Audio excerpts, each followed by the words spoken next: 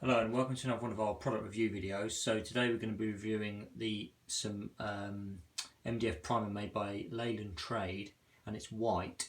We're doing a bit of DIY, so just do a review. I've just put a trim around here, and we like to do a review when we find a good product. And I've got to say, this primer, MDF primer, is fantastic. It's had one coat, hasn't it? Yeah, that was like that.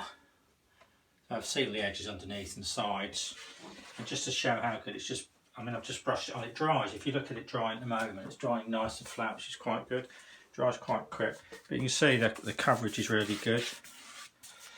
It's going to be a short video because there's not a lot to say apart from it goes on nice and easy. Is the drying time quick? Yeah, real quick, yeah. So there's an edge. I haven't sanded that, but I'm just showing you.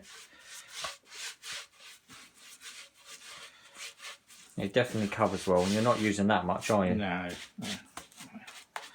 So,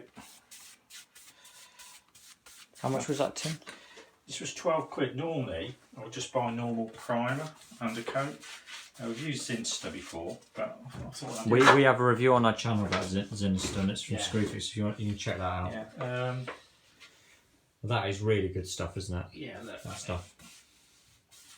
Yeah, it's easy to apply, so goes on well. Basically, the purpose of this video, in essence, just show you how good Leyland MDF white primer is.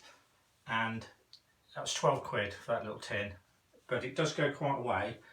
And to get the finish you want and the seal you want, it's worth getting the specialist primer. So I'd give that 10 out of 10 because it's a good quality paint. That one of the best I've used.